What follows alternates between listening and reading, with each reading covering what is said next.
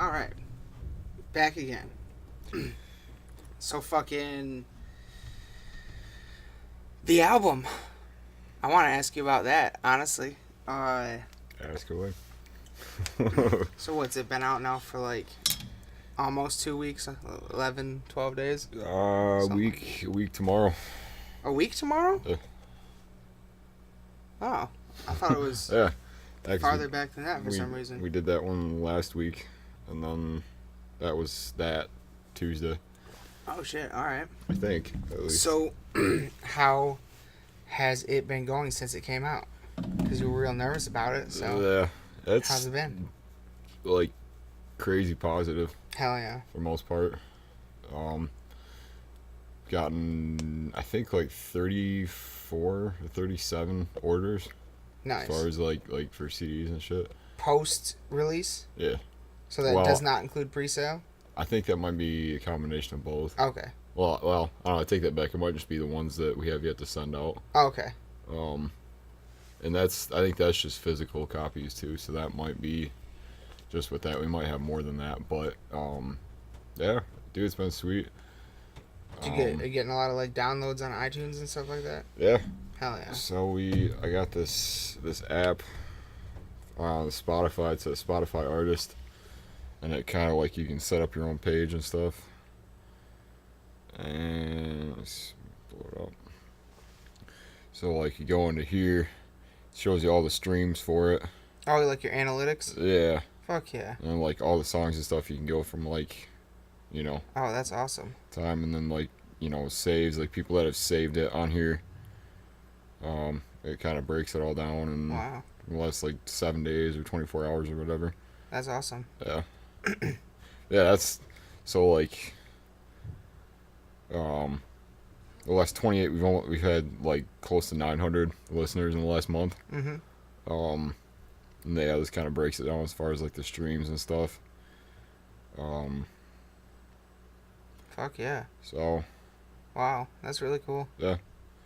Hell yeah. Well, I'm glad it's been positive. I love it. I've been listening to it pretty much nonstop, honestly. Oh yeah. I definitely learned that, like, like with like something like Lamb of God, like somebody who hears Lamb of God for the first time might not understand anything Randy is saying, Yeah. but I've heard it a million times and I can understand everything perfectly clear. Mhm. I don't have that ear for this style, and this album's definitely getting me there, like for sure. Yeah. But yeah, it's more like complex. You know what I mean? Yeah. Yeah, I've been liking it a whole lot, Oh yeah. enjoying the fuck out of it. So speaking of those pre-orders, when can fans expect to get some hard copies? We're trying because we put in the order for it the week or I think it was like either the week before or the week that we put it out for those, and I think they're still I'm pretty sure they're either processing or they're just trying to get the order through to us. Oh yeah. So it should be hopefully my hope is by like the end of next week, Sweet. but it's kind of tentative right now because I'm not really sure how their turnaround rate is for everything. For sure. I don't really remember what it was for the last two, Hell yeah. but They're coming. Yeah. In the next couple weeks at the very least. Hell yeah. yeah. Nice. Fucking. And Like I just want to add that like there's nothing more satisfying than like having that finished product. oh yeah. Like Oh my God. that's gonna pretty much like bring it all I'm full really circle excited for me. I'm actually excited for the booklet. Yeah, Like I want to be able to read along all the lyrics and everything. That's gonna be fun. yeah. Well, that's because it. like all the reviews and stuff that we've gotten as far as like like the production and the just like their first initial take of it has been positive. I like what I'm more interested for is like once it's been out for like a month and people actually like have that and can kind of look through everything and sort of like get more of a grasp for like the songs and kind of like what it's all about and everything. Yeah. So Yeah. That's awesome. we've gotten a lot of like I don't and I'm pretty sure, like, similar to what you've told me, like, uh, I don't typically listen to deathcore, but I like this, like those kind of comments. Oh, okay. So That's I mean, because it's so different. Like there's more going on than usual. It seems like it's almost like that. It's almost like a subgenre crosser. You know what I mean? Yeah. It's sweet. Possible. I mean, we didn't go into it with the intent of being like that, like gateway band or nothing. I don't think but anybody like, does. right? Yeah, you can't plan for something like that. Yeah. But to have people kind of say that and to is really cool to me. Hell yeah. I kind of I feel strongly about it, and I don't know. I just think that it's a good like mix of everything. I do too. So. That's one of the things I like a lot about it. Is it really does feel like a mix of things, and it all flows together really well. It moves constantly. Yeah. It's awesome. Well, fucking Bogwraith isn't the only band coming out with an album in 2018. No, there's a lot of exciting ones. So it's kind of crazy because like a day or two after we recorded the last one, fucking oh man, Devil Driver started releasing like single like frame or whatever images of a bigger picture, which ended up being the cover for their album, which led to the release date announcement. And then fucking Lamb of God posts a bunch of fucking cryptic ass shit, and then all of a sudden, hey, we're back as Burn the fucking Priest, and we're doing a cover album too. Like, so here, real quick, it's fucking where we got? Alright, so Lamb of God's coming back as Burn the Priest, doing a cover album called Legion XX, and it's all fucking like crazy covers. I haven't seen the track listing for it. The first fucking single was Inherit the Earth, originally Accused. By The Accused, yeah, and they're doing Honey Bucket by the Melvins, Kerosene by Big Black, Kill Yourself by SOD, Against I by Bad Brains, Axis Rot by Sliang Laos. I'm probably slaughtering that name. SLIANGLAOS. They're doing Jesus Built My Hot Rod by Ministry, One Voice by Agnostic Front, Dying Alone by Quicksand, and We Gotta Know by the Cro-Mags. So yeah, like just these are all just like hardcore and punk bands that fucking heavily influenced them around the time of Burn the Priest. And so, they decided to go back, and it's gonna be fucking dope. The first single, Inherit the Earth, is outstanding. If you haven't heard that, like, to me, I know it was a cover and stuff, and like not hearing the original before that, like it sounded like an original, like it. Yeah. It's. I mean, I know it's like part of the point, but it sounded like something that they could have. Yeah, that's more kind of what I'm at. And it's out. Here we go. It's out May 18th via Epic Records. So hell yeah. That's gonna be sick. A couple of different ones that are coming out that day too. And honestly, this one and the Devil Driver one, because I know I'm not going to be able to go to a store and purchase it on May 18th. So I'm just gonna I'm gonna do the pre-orders for them. Yeah. Fuck it. And then we got Devil Driver. Which. Apparently, like, I don't know, I've been seeing some different interviews and stuff talking about how it's going to be their heaviest album. Oh, that's cool. Yeah. I've not heard that. But they are, okay, so Outlaws Till the End is the name of their new cover album. It's a country cover album. It comes out July 6th. And let's do that track list real quick. They're doing Country Heroes, originally by Hank Williams III. And Hank Williams III is actually going to perform it with Dez on that track. Yeah, I saw that. Whiskey River, originally by Johnny Bush and Paul Stroud, recorded by Willie Nelson, is going to be performed by Randy Blythe, Mark Morton, and Dez Fafara. Oh, come on, you stupid website. Here we go. Next one, Outlaw Eagles. Man. Outlaw Man was originally written by David Blue and recorded by the Eagles. And that's going to be Dez and Neil T-Man of Devil Driver. Ghost Riders in the Sky by Stan Jones, and performed by Johnny Cash. Wait. John Carter Cash is going to be on it with Anna Christina Cash, Randy Blythe, and Des Farr. That's going to be crazy. Oh. That'll be a wild one. I'm the Only Hell Mama Ever Raised, originally written by Bobby Borchers, Wayne Kemp, Mac Vickery, and recorded by Johnny Paycheck. That's a name. Yeah. That's a country name, Des man. is doing that one. Yeah. If drinking don't kill me, her memory will. Jesus Christ. These names. Wednesday 13's on that one. By That'd be interesting. Harlan Sanders, Rick Beresford, and recorded by George Jones, performed by Wednesday 13 and Des. Who's Wednesday 13? Oh. He was with Murder Dolls for a while, and okay. he's got his own. Wednesday 13 is his own. It's got like a weird, like gothic, like industrial sound kind of band. I'm not super into him, but I like that though. Yeah. The Man Comes Around by Johnny Cash, performed by Lee Ving of Fear and Des. A Thousand Miles from Nowhere by Dwight Yoakam will be performed by Des and Neil Tenement again. Copperhead Road huh? by Steve Earle will be performed by Brock Lindau of 36 Crazy Fist and Des. Huh. Dad's Gonna Kill Me by Richard Thompson will be performed by Burton C. Bell of Fear Factory and Des. That'll be sweet. A Country Boy Can Survive, originally by Hank Williams Jr., will be Des. The Ride, originally by J.B.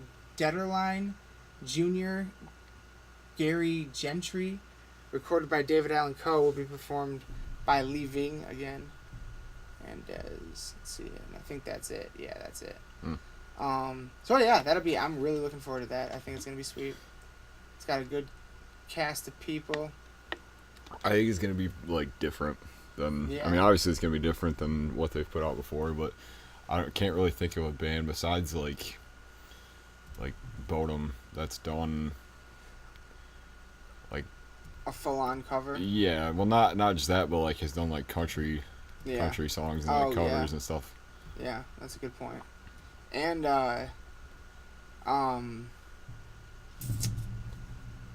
but even on Bodum's, they didn't have any guests. That's true. You know what I mean? Yeah. They just did it, which is fine. But you know, I like this guest thing a lot. That's honestly the biggest selling point to me on this album is to hear some of these artists finally play together. Yeah.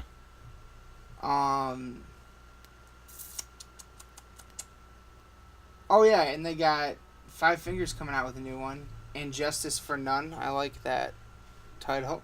The first single was Gone Away, which I didn't like. It's a cover song actually. I haven't been terribly impressed with. Yeah, I don't know when it's coming out. It's coming out in July or something like that, I think. Or May. No, I think it might come out May 18th, actually. See, Another one of those. I was looking at it earlier, seeing what was all coming out. Hang on a sec. Yeah, did you see any coming up? Oh, real quick, though, I will say this. So, I heard that Inherit the Earth song by Burton the Priest, the new single, when I listened to... There's this app called Gimme Radio. I already told you about it, but I want to give it a shout out. It's a fucking metal app. It's a metal radio app. Like, you literally are listening to a DJ's radio show where the DJ talks for a couple seconds and then plays whatever the fuck they want to play. But the DJs are people like Randy Blythe and Dave Mustaine and, like, other notable people in the heavy metal world. So fucking last week I listened to the Randy Blythe one and he premiered that song on there and fucking said how they were about to come out with a Burn the Priest cover album and, you know, revealed everything basically. Fucking, it's a free app. You know what I'm saying? So if you're a fucking metalhead, definitely want to check out the GIMME Gimme Radio app. Like, it's fucking, it's the real deal. You should check that out. I wonder if it's for Android stuff too. Is it? Yeah. Is it? Yeah. Okay. I haven't really looked into it too much, but. Oh, it's cool. I'm gonna work on, because Randy doesn't really listen to a lot of heavy metal. Yeah. So like the stuff he plays is stuff I would never hear otherwise. You know what I'm saying? So it's fun to check it out. Well, side note, Emperor and the Priest and Five Finger are both coming out with the album on the same day. Oh, And, they're both May 18th? Yeah. Okay. And At the Gates as At well. the Gates, you like which them? is going to be sick. They put out a single for it already, and it's like, I don't know, it's pretty crazy. Like, it's, the thing about that band is, like, they've always kind of stuck to the same sound. Mm-hmm. Like, they've changed up over the years, but, like, their history as far as, like, the time between their releases and stuff. And, I don't know, it's crazy that they're still going with it. Hell yeah. And Slaughter, let's see. Does it say when that Parkway album's coming? Slaughter the Soul That's is in May, too. probably, yeah, that's first part of May. That's May 4th. May 4th. I want Blinded by Fear by At the Gates to be played at, like, all of my major life events. Hell yeah. Dude, like, One of those songs. that song, yeah, that shit gets me going. Fuck yeah. Yeah, Parkway's out May 4th. Demu is coming out with a new one. Ooh. Eonian, I think it's called. Demu Broker. Yeah. I don't know, their last one was kind of, I mean, it's been like 5 or 6 years since they put out a new one. Yeah. And just announced fucking Children of Bodom's going back in the lab. Mm-hmm. Eyeing a late 2018 release date for what will be their 10th studio fucking album. Seems like they have more than that. Super excited about that. Yeah. Because the last two have been... I liked Halo of Blood more than the most recent one, but... Yeah. I mean, Halo of Blood is like in my probably top 3 albums by then, though. Like, I like that one a lot. Mm. So, I'm excited about this, for sure. Their 10th one, you know they're going to do something good. So I got Behemoth. There's no date on it. I don't even think there's a title for it yet, but said they've been working on some new stuff. It's kind of fucking insane if you think about it. Got just a Lamb of God, Devil Driver, Children of Bodom, Parkway Drive, all coming out in the same year. Yeah. All having albums out this year. This is a big year. It's a big one. Big one for it. Which fucking so I bought some more tickets recently. Yeah. I need to get on that. I've been slacking, man. But this time I purchased them for a show at the Fillmore, and that was, I mean, it was off of Live Nation. I do that in air quotes, like, you know, really it's the same thing, but it was Live Nation's website. Yeah. Yeah. Here's what I noticed. As opposed to Ticketmaster's $5, it was only $2.50 to get the tickets mailed to me, which I thought was strange that there would be that differentiation between the two. You would think that'd be a flat rate. Yeah. And the fucking service fees were only like 10-ish. Yeah, I think they were only $10. So it was like 12 or 13 altogether with like service fees and stuff. So I think service fees added like 10-ish to the ticket, like 10 and change, I think, or 11 and change. Oh, okay. As opposed to the 20-25 that fucking happens when you order off a Ticketmaster. Yeah. Like, so I don't know what. I looked more stuff up. I actually did find one thing I'll touch on really quick because it's news. It's happening like right now, I think. Yeah, May 29th, 2018. So basically, up in Canada, the government in Canada is starting to give Ticketmaster some shit because they're fucking basically, from as far as I can tell, what they were doing up there was you hit pay, you type in all your information, you hit complete order, and then it tells you about the service fees after you've paid or some shit. So up until that point, you think you're only paying, you know, whatever for your ticket, the base price. Yeah. And then it'll tell you about your service fees until it's too late. So that's like fucking straight lying to people. It seems like when it totals it up, it adds all the service fees and stuff with it. I think I don't know. Maybe like if you're in Canada, they have a different system for it or some shit. I don't fucking know. But yeah, as far as I can tell from what I've been reading, that is here. This is off of the FYImusicnews.ca. The date on the article is March 29, 2018. The title is Ticketmaster, Blue Jays taking heat over ticket sales practices. Blue Jays are their baseball team, so people trying to get baseball tickets and fucking, it's getting ridiculous. So yeah, it's to me, it's just another example of they are doing everything they can to fuck people over. Everything I've read so far still says that the fucking, the biggest chunk of the service, the bigger service fee, there's a $2 always service fee, and then there's a bigger one that just gets bigger or whatever. And that one is, some of it goes to Ticketmaster, some of it goes to the venue, some of it goes to the booking agency or whatever the fuck. So, I guess it's relatively possible that maybe there's some crooked ass fucking booking agencies out there or something that are really doing this, but it feels like if that were the case, Ticketmaster would want to put a stop to it, but instead they do things like get sued for their ridiculous service fees and then jack them up more and don't tell people about them until it's too late and hold back tickets, and now they have electronic scalping on their website, scalper app. Fucking, it just seems like the deck is being stacked against them. They don't see, yeah, that's all I'm saying. I just thought I found that today and I thought it was interesting. Well, that's where it's going to get, because more people go to sporting events and stuff than concerts. Yeah. So that's going to be, I think if there's going to be a big resurgence, or not, I don't know if that's the right word, but if there's going to be a big backlash for it, rather, it's going to be, through people trying to get tickets to stuff like that, and then, Yeah. There was, and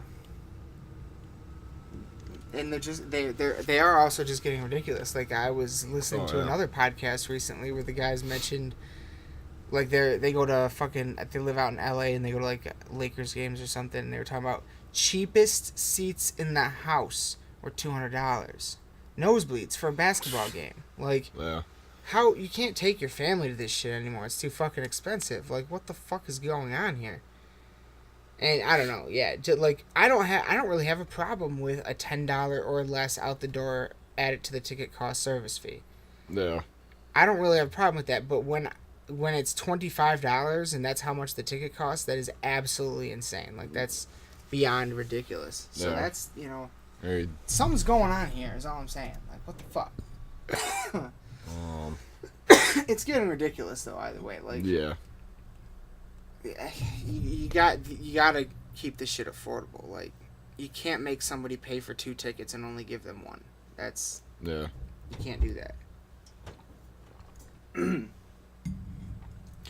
I think it's gonna get to the point where people, that's what I was gonna say, stop showing up, and then, I think the events are gonna get smaller, and, I guess to a point, there are people that are always going to get, season tickets and stuff to... Yeah. I mean, that's certainly how it feels going. Yeah. I don't know in the long run or whatever, but... Well, I don't know. Ultimately, I think something's going to give. Okay. Yeah. Ultimately, I just think something's going to give, and it'll, Eventually, it's going to make some waves as far as the changes and everything, because it's been getting progressively worse, I feel like. Definitely. But this is, I don't want to pay for 2 tickets for and get 1. Yeah, that's insane. That's completely insane.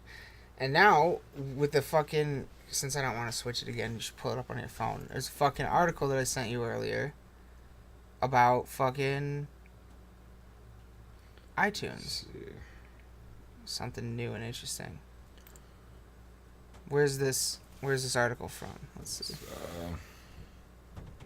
There's no... Oh. Yeah, Baeble Music. Babel Music. Whatever the fuck. Babel blog. iTunes announces... Wait, go back over there. iTunes announces all music downloads will be shut down. And it's... And yeah. Alright. So yeah. Basically, iTunes... in about a year's time or so, I think the article says, is going to phase out being able to go onto iTunes store and purchase songs or albums. You're not gonna be able to do it anymore.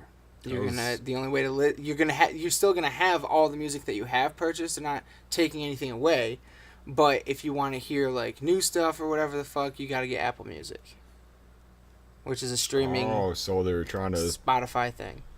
Huh. Yeah. That's a wild one. Yeah. That's a wild one. I don't know how that's gonna work out. Like, I don't use any streaming service for music. Like, I have so much music that I just put it on shuffle. I don't need that shit. Like, yeah.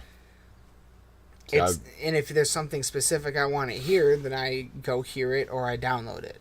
I'm not gonna hop on a streaming service and hope it pops up.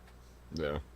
See, I'm a little different because I talked about it before, but I use Spotify, and right. That's so like I'm kind of biased because I've never actually used Apple Music for anything, but I can imagine it's kind of the same thing. But like, I wonder because I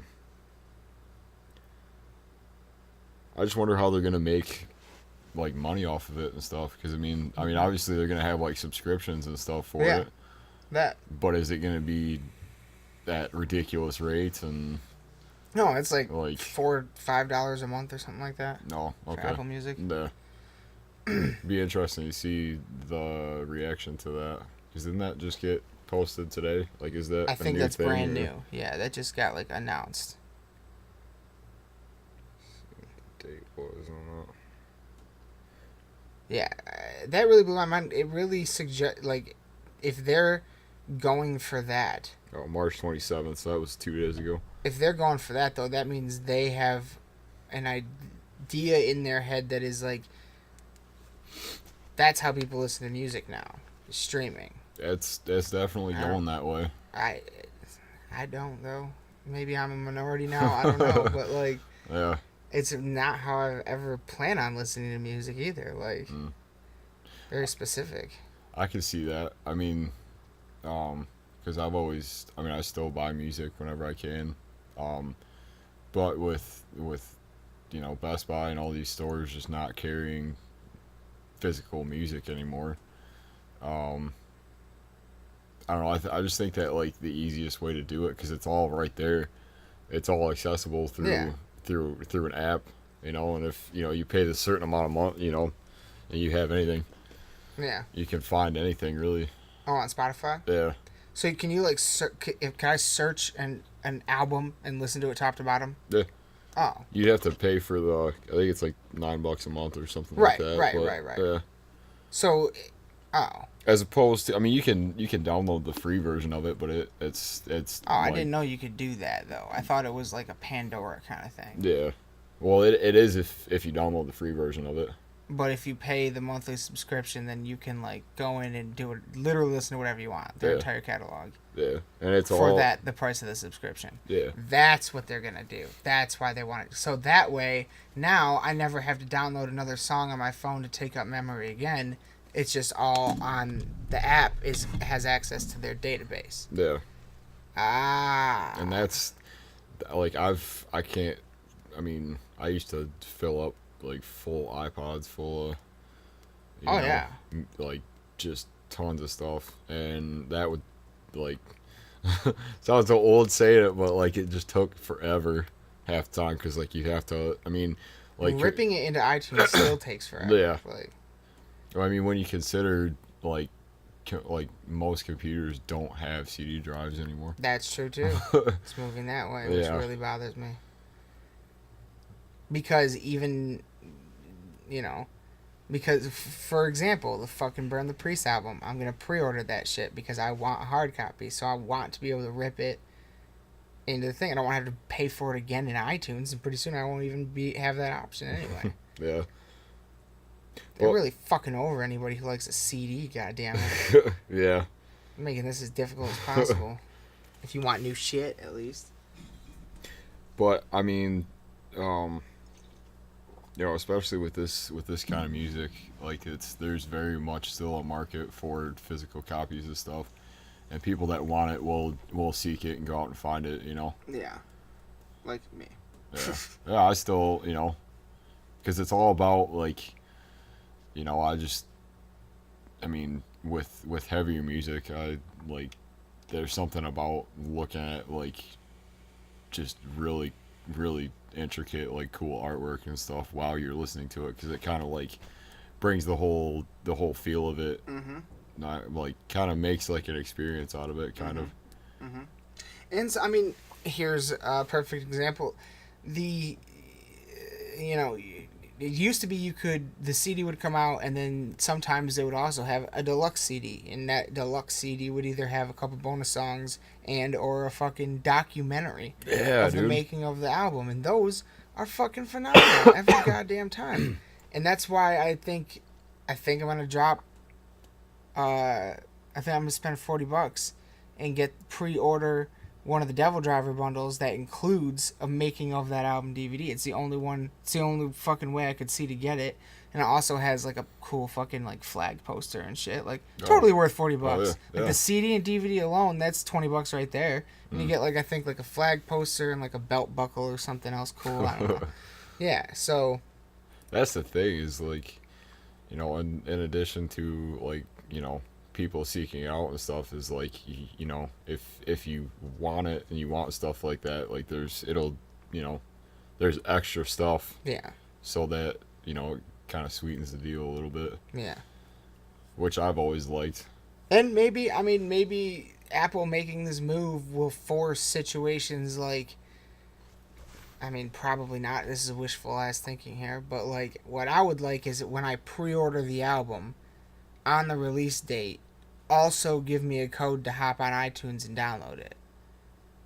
But I don't know how they, I don't know. But they'll have to offer something like that for people who aren't going to pay for the Apple Music subscription, and for bands who still want to sell their shit on there. That's like that's a good point. How are all these artists seeing any money from any of this? You know what I mean? Like I don't know. That's a good point, because what it's gonna happen? Yeah. So nobody, you have to have fucking Apple Music to hear Balgraith album on iTunes? Like, yeah, that's ridiculous. I don't know. Huh. I'll have to read that article and do a little more digging on it, because I like. Yeah, I just found it today. We'll keep you posted, people. What else? Michigan Metal Fest announced today. Yep. That next Friday, so a week from tomorrow. Double check on that. I'm pretty sure that's what it was, though. I think it's like March 6th. They're gonna announce the headliner, the rest of the supporting acts, and tickets go on sale, or when they'll go on sale. So I assume they'll probably say the tickets will go on sale in a week, and they'll send them all out to you guys or something. I hope.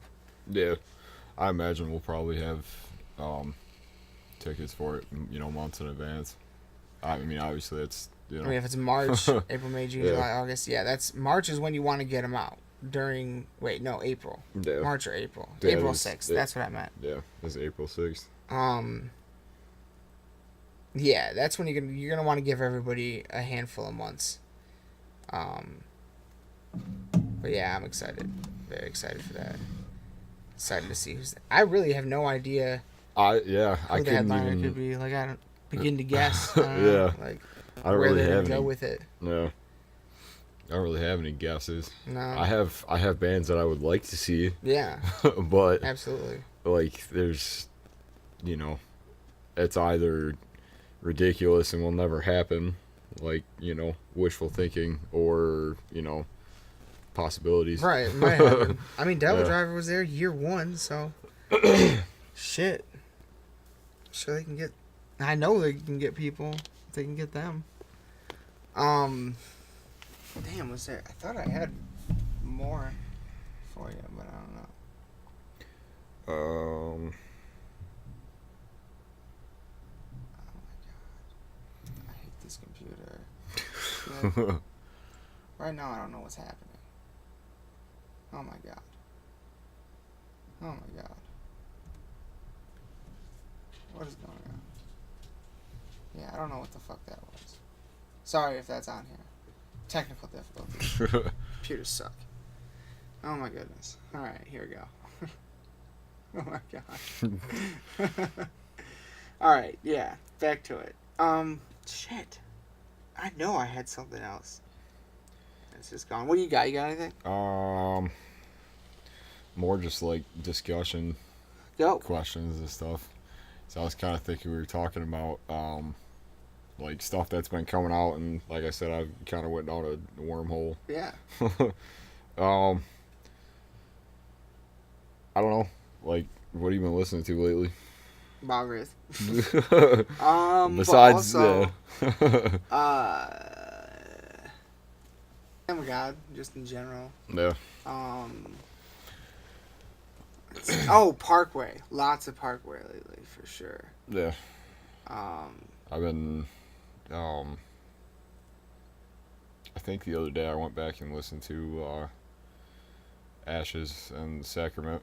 Nice. First time in a while, because I kind of put it down for a minute and came back to it, and sometimes you gotta do that, because otherwise it, Oh yeah. gets a little too familiar. You gotta leave it alone for a few months. Yeah. Sometimes.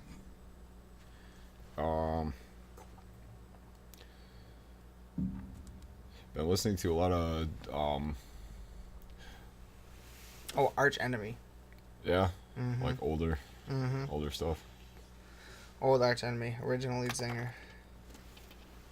I don't know what that was. I think it was a thumbtack falling out. Trivium surprised me last year, and I kind of I didn't really pay much attention to it, and then I started listening to it a little bit this week, and I've been pretty hooked on it. It's a lot better than I thought it was gonna be. Oh yeah. Like it's got because I'm more a fan of their first couple. Alright. I like Ascendancy. Yeah, it was kind of the first one that I heard, and then In Waves and Shogun were really good, and then they put out the last two that they had were kind of iffy. It's mostly because David Draymond from Disturbed produced I think Vengeance Falls is what it's called.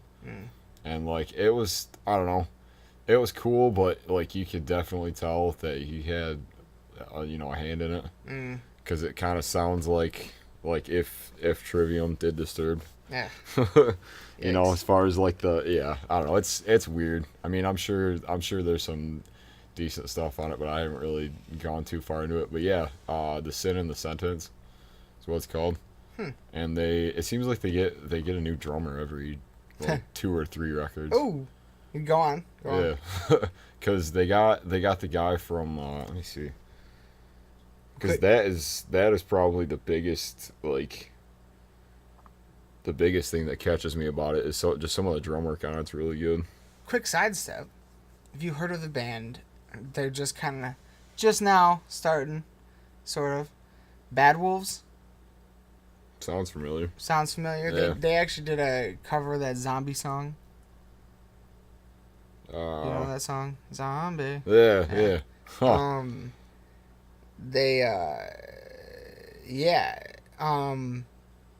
Guess who the drummer is? My favorite. The original guy from Devil Driver. I was about to guess that. Honestly. Now, I'm a little disappointed because it's clean vocals. Some mixed. It's one of the mixed ones. Kind of kill switchy. Okay. Kind of. I think it's a super group. I think there's multiple members of other bands in it, and he ended up as the drummer, and I'm kind of surprised because it's a very removed from Devil Driver, put it that way. I just want to see who the members are because I don't remember. I'm pretty sure it's some kind of a super group. It seems like. Yep, a metalcore band from 2017. Dun, dun, dun, dun, dun. The band consists of vocalist Tommy Vext from Divine Heresy. Oh, okay. Oh, I like them. Yeah. Drummer John Bachland from Devil Driver. Guitarist Doc Coyle from God Forbid. Guitarist Chris Kane from Bury Your Dead and For the Fallen Dreams. Bassist Kyle Conkiel from In This Moment and Vimic, and they are managed. Are you serious? by Zoltan Bathory of Five Finger Death Punch is their manager. Wow, I did not know that. Huh. That's cool. I'll have to look that up. Yeah, and I heard their first single a while ago. Last year it came out. And I was, I as soon as I heard I'm so biased, it's ridiculous. But as soon as I heard the clean lyrics, I got upset. Kind of stopped listening. But like, well, you probably won't like the new Trivium then. Well, no, because some bands can do it. That's you true. Know what I mean? Yeah. Dude, he's got a really good voice too. And the guy, I didn't know it was the guy from Divine Heresy. I only gave it like really 1 or 2 listens. Like I'm gonna have to go back. Yeah. My opinion is not valid. Fucking but yeah, I'm just interested to hear him drum. I want to hear it because it's so damn good. The rest of it, yeah. Those original Devil Drivers. That's the only thing. I wish that fucking guy were drumming on this Outlaws Till the End album. Just like that was kind of what was missing from the last album. I agree. Because isn't the guy from Chimera with him though? Or was at one point? Yeah, I think it's something like that. Yeah, that sounds right. Because when I heard that, I was like, all right, well, that'll be, that could go either way, because I really like Chimera. Right. I always kind of liked them. More so, like Resurrection. But I don't think... Era. Because you're not... I think you're right about that, because I remember when this happened. Now that you mention it, I know it is a drummer from another group. I'm pretty sure it's Chimera, but we totally could be wrong. But I remember Matt also saying... oh, don't worry, this other guy's really good. The other band he's in is really good too. So I remember that. But I don't really think that people realize that Devil Driver created themselves a signature sound, and that sound was built around those drums. Yeah. In a lot of ways, to me at least. And when you take that away, it's extremely noticeable. And not to say that the new guy is not as good. It's just not as in depth. It does. Man, how do I put this? Like, you could tell it was him when you heard it, as far as like his style and everything, because he did have a really distinct style, and it just doesn't sound as full. Yeah. It's more of like a hard, fast, changing, clunky sound as opposed to like a full, resonating man, I'm trying to think of a good analogy and I'm not coming up with one, but it's just the original drummer John or whatever, he could create like an atmosphere with it, with all the little intricacies and different like little tiny, like every little ting or this or that or slight movement that he did, the little things that he added to it all. Fucking just created a whole atmosphere around it. So it was almost like the drums were kind of like hugging everything together, whereas now it just seems like everything's running together and nothing's tying it all in. Yeah. Well, I got the first album I heard from was Last Kind Words, which top to bottom is still probably one of my favorite albums of all time. Like I would put that up there with,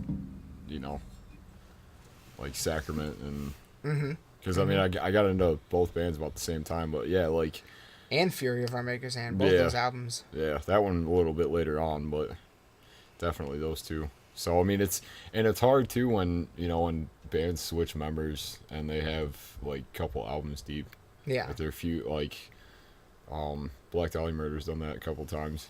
Mm-hmm. They've had like 2 or 3 different guitarists and like and that's actually kind of an interesting point because I wasn't like I really liked Nightbringers, their new one, but it was kind of the same thing because like their old guitar player Ryan Knight was on the last 3 or 4 albums that they had, and like it's not bad, it's just a different style, but like, and it's hard to kind of like I don't know, it's hard to like separate that, I guess, and like I don't know, you can kind of tell it just doesn't like mesh as well. Yeah. Well, I mean it does well, it's just in a different way. It's kinda. But yeah, no, it's always hard when bands do that, like especially ones that you've been following since the beginning. Yeah. Definitely. Because you're just a little bit like, and like even especially when they're like key members too, like when they do a solid amount of writing, and it's pretty apparent when they're not a part of it anymore. Yeah, and, definitely. That's a big part of it. Yeah. That's a big part, and I know the guy from Devil Driver was a big part of the writing, because he originally did not start as the band's drummer. Well, he did start as the drummer, but he didn't intend on staying the drummer. He was like the bassist or guitarist or something. Oh, yeah. Yeah, that's right. And they never found anybody better, because there isn't anybody better. Did you see that? It was an old, like, making of... It was, like... I don't remember what the name was. They put out, like, a documentary about it, the whole thing, like, from the start. It was a bonus DVD on one of the fucking albums. Yeah. I think it was on I don't Beast. remember which one. Might have been Beast. Beast, maybe, or Pray for Villains. Yeah. I know that had a bonus. But what surprised me was that their first bassist, you remember it was a stand-up bass? Yeah. Dude with a stand-up bass? Yeah. Like, dude, if they'd have kept that going up to this point, like... That would have been awesome. Yeah. I hope they busted out on this one. It'll be... man. It'll be an interesting... Like, if Devil Driver decides to tour this, it'll be interesting because it's only 10 songs, and they always play more than 10 songs live. Yeah. And they're not only going to play these 10 songs. Also, because a lot of them have guests, so they'll probably mainly just do the songs that it's just Dez. Yeah. But I wonder if it'll prompt them to play any of their older covers, like Wasted Years, that I want to hear really bad. Oh man, that would be crazy to hear live. Yeah, I've seen them a shit ton of times. Have not seen Wasted Years yet, and I need to. I really hope they play that one for sure. Yeah. Oh. Here's one. I got another announcement. Okay, so what? What's the date today? It's a Thursday. 29th. March 29th. Thursday, March 29th, 9:05 p.m. 9:06. Anything. Whatever. Anyway. Fucking 3/6. Assuming that stuff still comes out on Netflix at 3 a.m., which I believe is the case, that means we're 6 hours away from a new season of Trailer Park Boys. No shit. Season fucking 12. I did not know that was even... The shit winds are blowing, Aaron. Can you feel the way the shit clings to the air? The shit barometer is going off the charts. Rest in peace, Mr. Mr. fucking Leahy. Mr. Leahy. Oh my god. I'm gonna have to have a little drink of poo. I'm gonna have to might have have a drink of poo. I'm watching that shit. Yeah. Might have to go get that. Well, I'm definitely staying up tonight to watch it. So. Now was that all finished and filmed before? Okay, so that season was complete and in the books Wow. before he passed away. Okay. So he will be in all of this season. I am currently not aware if they rewrote any part of the season to accommodate it. Honestly, though, I probably wouldn't have. Yeah. I probably maybe I don't put it in. What I do maybe is just do it as I was gonna put it out. And the last episode of the season or whatever, fade to black in loving memory of John Dunsworth, and then maybe start the next season at his funeral. That be the opening scene of season 13 or something. That'd be pretty heavy. It's all off camera. Well, they've done it before. That's true. They did it sort of. They had a few seasons out already, and then they did the first or second Trailer Park Boys movie, which opened at Ricky's dad's funeral. But we later find out he faked his death for an insurance scam or whatever. But still, none of them knew that at that point in time in the story. So they've done that before. It could be done, I think. I think it could be done. Either that, because here's the thing, is you can't come back in season 13 and just not address it, and he's just not there. Yeah. And you certainly can't. They've already said we're not replacing his character. So, yeah, it's gonna be interesting. Yeah, especially because of the way that the last season ended. Yeah. It's like probably the biggest what the fuck moment. One of the biggest of that show. Which one? The one where you find out that Leahy's his dad? Yeah. There's another season after that. Oh, is there? You didn't know that?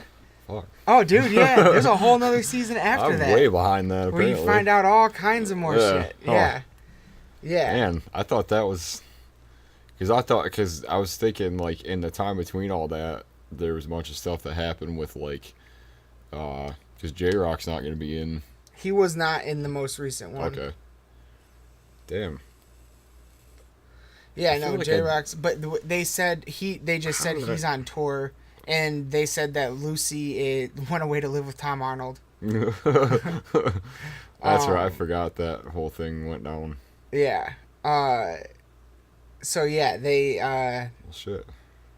There's a whole nother season where... Can I spoil it for you? No? You don't want me to?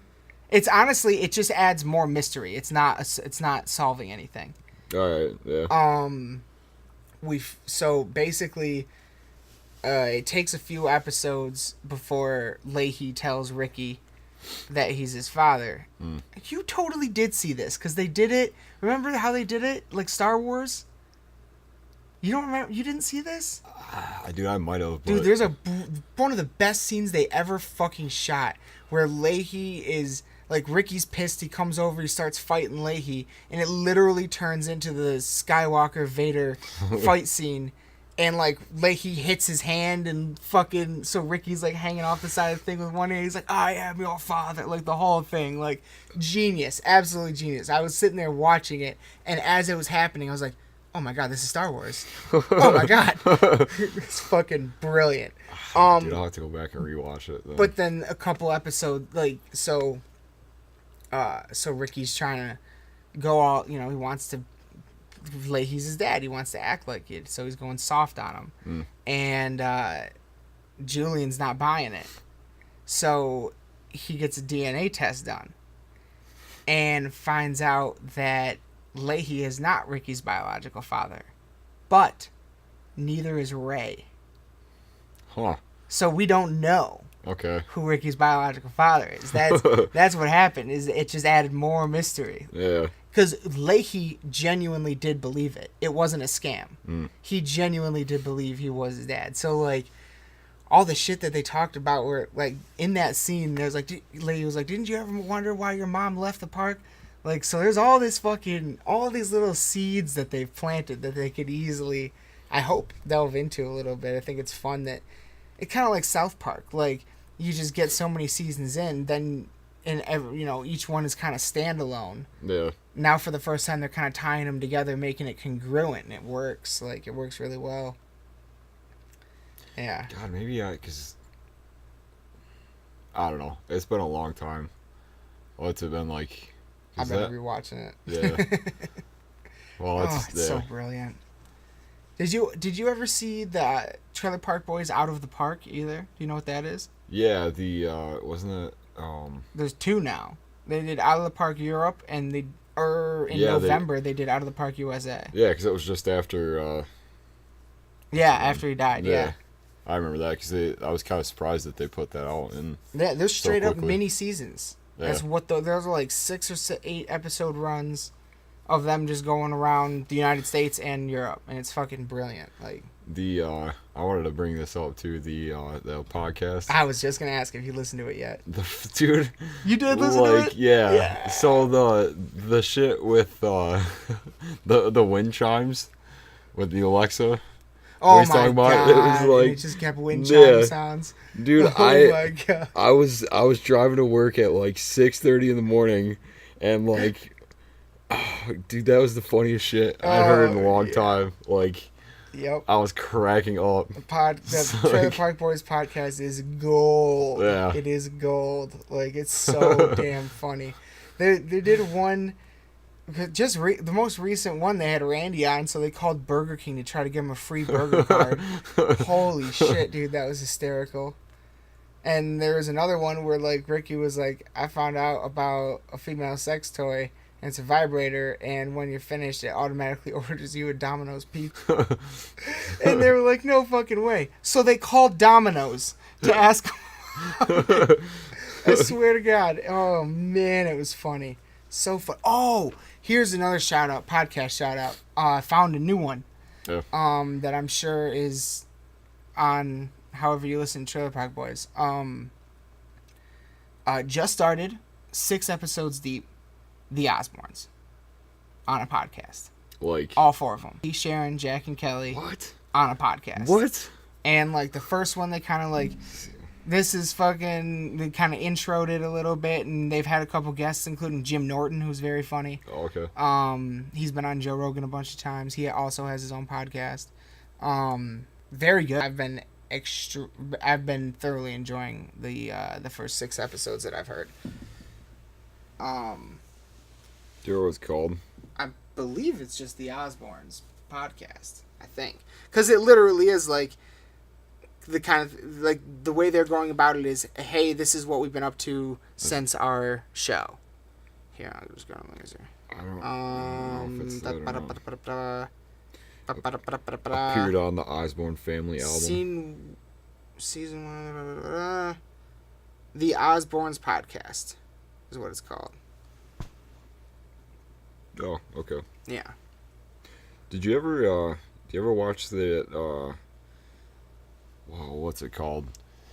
It's like World Tour or something? Jack and Ozzy World Tour? Yeah. I have not seen any of it.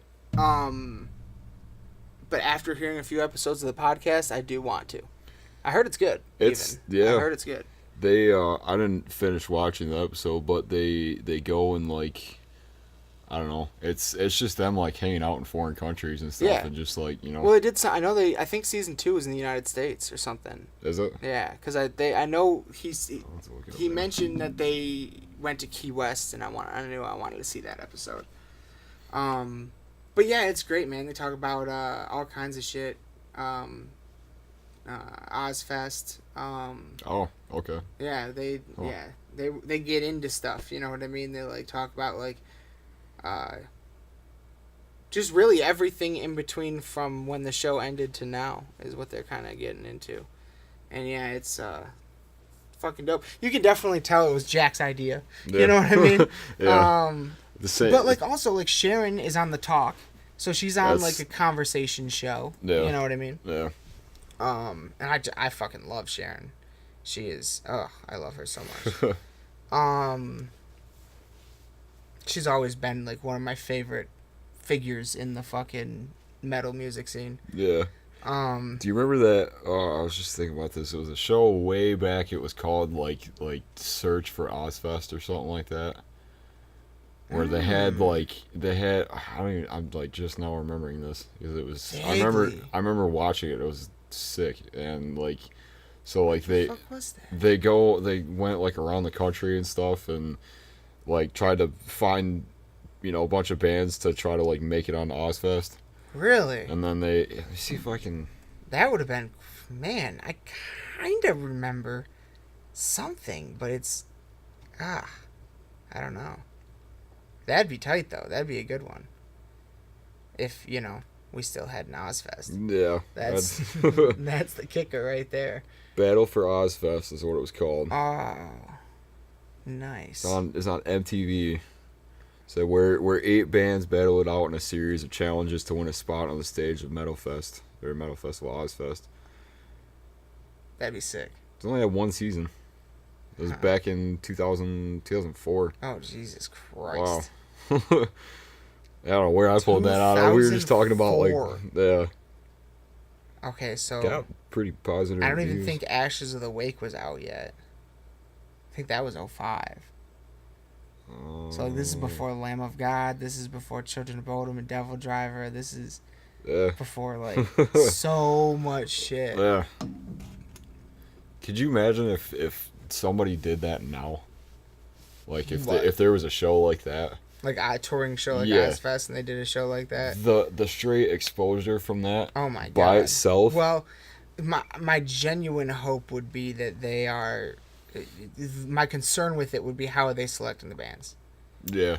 My genuine hope would be like, you know, really doing the homework, finding the stuff that's hard to find. Yeah. The underground stuff nobody's ever heard of, and giving them a shot, you know. I wonder if that's online somewhere. I'd like to go back and watch it. I bet you it is. See, like... I really hope they didn't have them do, like, eat a squid challenge or anything like that. No, yeah. The weird... Yeah. But yeah, that's fucking sweet. Yeah, I don't remember that. I'll see if I, They like... used to have so many good shows Yeah. on those channels. When they actually, like... When they stopped playing music videos, all the shows, like, at least had to have something to do with music. Yeah. Now that's gone. Yep. Do you remember Metal Mania? On VH1 Classic? They Metal Mania! They still play that. No way. Do they really? Yeah, it's on because they have Holy shit. They have a straight like music channel. No, it's on like digital It's stuff. on Metal Mania? Yeah. That shit was... I never got that channel until, like... I didn't either. I didn't have that channel for a long, long time, but Preston did. Yeah. And that shit was on at like 1 to 4 a.m. And we would fucking stay up and just watch all the metal videos for like 3 hours.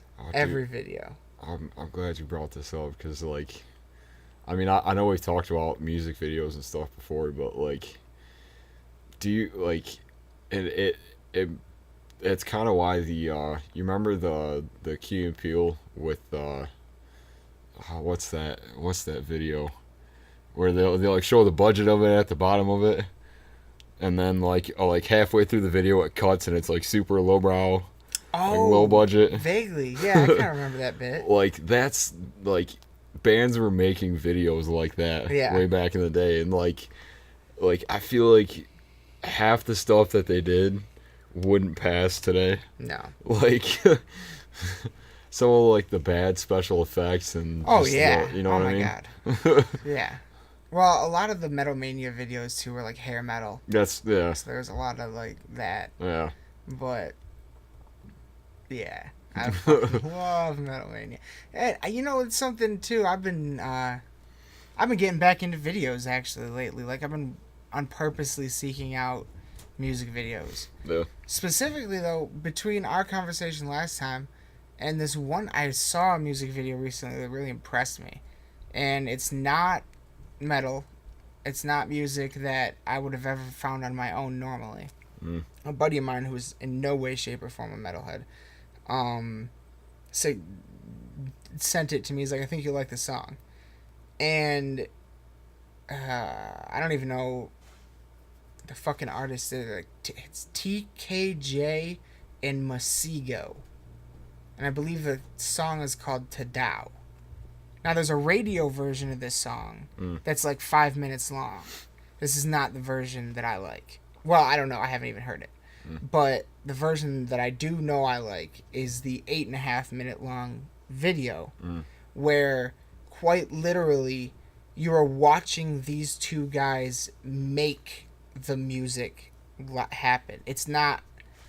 You know what I mean? Like, you're like watching them create the song live. It's like an in-studio kind of thing. Yes, exactly. Those are cool. But these guys aren't metal. Right. So they're doing things... They got they got all the instruments and a bunch of keyboards. But they'll, like, do something or play a few notes and then put it on repeat. You know what I mean? Or, like, have it on a button so they can just hit that button and that sound happens kind of a thing. Like, fucking... They got... What did they use? They had, like... They had guitar, they had drums, they had saxophone, they had fucking keyboards. Like, I really like the song. It's real chill. It's relaxing. It's nice. It's smooth. But specifically the video was what was really, because a metal band in studios, everybody just playing. Whereas these guys have to move around and fucking make all these adjustments on the spot and stuff. It's really impressive. And normally I don't like electronic music like that. And this isn't really, there's no like fake sound, like, you know, there's no like fake sounds or anything like that. But like, it's all from an instrument, but it's really good. You'll have to check that out. Huh. Videos. It's, so much you can do. Yeah. Especially, like, honestly, I think right now, like, best way to to get your video, a good way to get your video out there or whatever, noticed or whatever, would be to literally do something really clever, but shoot it on an iPhone. You know what I mean? Or a GoPro. Yeah. You know what I mean? Extremely low budget, but smart. You know what I mean? Yeah. If you can make people like laugh really hard or something, then that shit'll shoot up. I mean, it doesn't really take. I mean, especially with the way, like, cameras and stuff are advancing on cell phones and stuff so much. Like like you can. I mean, a bunch of the pictures that I took and stuff. I mean, yeah, that's pictures or whatever. But like most phones now have like straight up, editing software. Yeah. Recording 3D. Yeah. Like, you do straight like up. panoramic pictures and like video and stuff like that. But yeah, none of them can do full spectrum or night vision yet, which boggles my mind. But anyway. Yeah, I'm sure we'll get there. Yeah, there's gotta be somebody somewhere. There's a big market for night vision. Yeah, huge. Yeah, and full spectrum is just night vision, pretty much. I'm surprised. Better. Yeah, I'm surprised that's not a thing yet. Yeah. If it is, it's like an app or something. But like, I've looked for apps. All they do is put a fucking green filter on or whatever. Yeah, that's. I think it has to be in the cam. Well, it could be an app that makes a change to how the camera operates, but yeah, I don't know. Something to think about. Let's see. So we did Trailer Park Boys. We did the bands. I want to kind of circle back because what are we circling back to? I was talking about Trivium. And their drummer. Oh, okay. You might find this interesting. So the new guy that they have is he played with Brain Drill, band called Archaic, and he's the former drummer for Battlecross. Shut up. Yeah. And I heard In what band? Trivium? Yeah. Yeah, he's their newer drummer. Who the fuck is Battlecross's new drummer? I don't know. I think let me see. Find that out real quick. Damn. Because that's, ironically enough, that's one of the bands I've been listening to a lot lately. Is fucking Battlecross. Because I didn't like, I listened to the whole album a couple of times and I was like, because a lot of times if I hear something new or like from a different band and like I end up really liking a certain like sound or whatever, like I'll look more into it and stuff. Right. And I found that out and I was like, that explains everything. Like, you like the new drummer more? Yeah. Interesting. Okay, so current is a guy named Brian Zink. Who's that? Who? Oh, shit. Who are you talking about? Alex Bent? Yeah. He was only there for a year. He was only with them from 2014 to 2015. And they've... Because I know that the Shannon Lucas from Black Dahlia. 2013 to 2014. Yeah. So from 2013 to 2015, they had two different drummers, Shannon Lucas and Alex Bent. 2007 to 13, they had Mike Krager. So he's the one that did most of it, that we know at least. Yeah. They also had Jason Leon from 2003 to 2007. And they used to have different vocalists, too. Battlecross? Marshall Wood. And, yeah, vocals. 2006 to 2010. Well, that must have been backing vocals. Or so. Oh, no, because Gumby didn't join until 2010. Wow. That seems about right. I think I remember... God, I feel like I just thought they were older for some reason. Yeah. Well, dude, I remember back when, like, before anybody really, like, heard of them, I remember... Are they a different band? I don't know if this is true or not, but I remember before, like, I'm talking, like, way before the whole Medica thing happened. There was a show at Uli's House of Rock, which is no longer because of various legalities and shit. But I'm pretty sure they had a show with them. They played like a battle of the bands with them or something. Seriously? Yeah. Medica? Yeah. Wow. I could be wrong about that, and I need to figure that out. But it seems like it was either them or it was another bigger band at the time, or like, you know. That got bigger. Yeah. Wow. That's wild as fuck. Yeah. I did not know that. Because I remember hearing like they had shows, and like I kept hearing the name, Battlecross, and I was like, well, that's a sick fucking name, like real sick. That's cool or whatever. And then they put out the first album, which is still, I need to go back and listen to that because I haven't heard it in a while, but they're fantastic. Yeah. Especially live. I hope they're at the Metal Fest. I hope they're at least one of the bands. Yeah. I mean, they're from Michigan. That's why, between them and Black Dahlia alone, like, it's like, damn. We should probably have some of them at the Metal Fest, right? One of the two. I don't know. Call me crazy. That's just how I feel. So yeah, that was definitely more incentive for me to, and there are points of it that are like super thrashy and like really heavy and stuff. Extremely.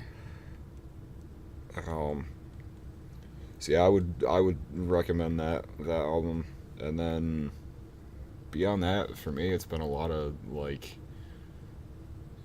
for some reason like hardcore, a lot of hardcore bands. Yeah, like Varials, a band called Varials. I don't even know them. They're more like, let's see, who can I compare them to? I don't know. They just have like a really like, cause it's not the most like technical, complicated music, but it's really like in your face, as far as like, like modern hardcore like beat down bands go. Sure. So they're really sick. Their new album, Pain Again, came out last year. It's probably one of my favorites, just because of the whole like atmosphere of it and stuff. It's really tough sounding. Hell yeah. I guess there's a lot of, like, I don't know, the drum work on it's really, really solid. Fuck yeah. A lot of Acacia Strain lately too. Ooh. More specifically, Grave Bloom, which is their last one that they came out with, and Coma Witch. Hell yeah. I have not heard any of that, I don't think, actually. Coma Witch I remember hearing an interview with their vocalist, and he was talking about how he pretty much gave himself like the whole album is about like it's all centered around like dreams. And he pretty much gave himself like what do they call that, where like it's not sleep apnea, but it's I don't think it's paralysis either. No, it's sleep paralysis. That's the thing. Where it's lucid dreaming. Is that what you mean? Yeah. Let me see. There was something that, because like he would like wake himself up at random points in the night, like to cause this, and just kind of like, let's see. Huh. Should have had this figured out before. I don't really like talking about stuff that I don't fully know, but that's okay. Oh, I'll have to find the interview with it, but yeah, like lyrically, it's pretty twisted. Like, there's a lot of heavy stuff on it, and there's it's the way that they put it out is weird too, because they have a full I don't think there's like 10 or 12 songs on it, and then they have another one. And the CD itself is like, I'm pretty sure it's like a whole other album, but it's one song. It's one like continuous song, but it's all a concept, and it's all on a separate CD. I don't think it exists anymore, but my former band Vaccination once wrote a 9-minute and 59-second long song about how we hate 10-minute long songs. Yeah. I showed that to my buddy Jordan, and it pissed him off. What the fuck? Yeah, it was funny. That was a good one. I don't think it exists. I don't think a recording of that exists anymore, though. We had a lot of them on, like, this is back in MySpace. And then I think when MySpace switched over, it, like, all got deleted or something, like, a lot of it. So, and that's, like, one of the only places that we had it, I guess. Yeah, I posted a lot of stuff on MySpace that, like, music-wise and stuff that just, because they switched everything over, it's just gone forever. I mean, it's out there, I'm sure, but hard to find. Yeah. Dig through the catacombs. That's for sure. Yeah. Let's see, I'm trying to think if there's anything else we need to go over. Metal Fest news next week. That'll be exciting. You said earlier you bought tickets for something. Kevin Smith, Jane Silent Bob Get Old. Oh, okay. I was wondering about that. Mm-hmm. Bought some nosebleeds because they're only like $25. There you go. And there's not a bad seat in that house anyway. Yeah. Fillmore's a fucking great theater. Yeah, no, I caved. I was like, nah, I can't not. After everything that, recently just happened. And, like, listening to it constantly, and I just finished reading his 8-series run of Daredevil called The Guardian Devil. And it was fantastic. I bet that was really good. Yeah, and I actually just started last night reading. Preston got me a signed copy of one of his books for my birthday. His book called Tough Shit. And I just started reading that, so... Oh, yeah, I'm balls deep. Balls deep in the fat man. And I'm really excited. And what I hope to do this time around when I see him at the Fillmore is hang around outside after and maybe get him to sign the fucking That'd be Daredevil awesome. comic, yeah. When is that? Oh, God. April 12th-ish. Oh, so that's coming up. Something like that. Couple weeks, yeah. Yep, there's that one. Parkway, Poison, Ozzy, Slayer. And that's just now till September. And there's going to be a whole slew of them in the fall. Yeah. There always is. I imagine over the next couple months we'll start hearing stuff about. We'll have, I'm sure Devil Driver's going to tour this album, so I'm sure they'll pop up somewhere. I got my fingers crossed hard for the Machine Shop. Be sick to see them. And here's the thing, though. Here's the weird thing. Is in the past, Machine Shop is one of the fucking shitty places that will have security guards try to break up mosh pits and kick people out for that shit, which is insane.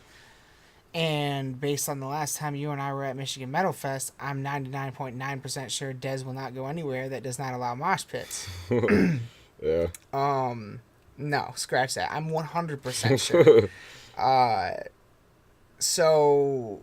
But I just saw Hatebreed there. Big pit. Nobody was stopping it. Everybody was cool. Yeah. And that was a Saturday night on St. Patrick's Day. If you're going to have your biggest security balls out, it's going to be on that night. Yeah. And yeah, there was a big pit. Everybody was just cool. I didn't see a single person get hurt. I saw one person before Hatebreed went on get kind of like pulled out by security, but he looked wasted. Yeah. So it was probably more something to do with that. I didn't see any altercations at all night. Nothing. It was great. So hopefully Machine Shop did away with that bullshit, and hopefully I'd like to see Devil Driver there again. Seeing them there was awesome. That was cool, yeah. So awesome. Maybe, possibly. I wanna say this because I want it to be in the ether, because every time we talk about something like this, like, man, wouldn't this be cool? Yeah, you're right. Put it out there. Because I'm thinking, like, okay, so you got that, and then, because they're putting out theirs, and then you got the whole Burn the Priest thing going on. Oh. So, like, what if... Oh, Aaron. What if there's a tour with the two of them? Don't do this to me. Yeah, because, Aaron, think about it. Think about what would happen, Aaron. Devil Driver comes out early summer, right? Yeah. Lamb of God is on tour till the end of summer with Slayer. But Children of Bodom album comes out the trifecta in the fall.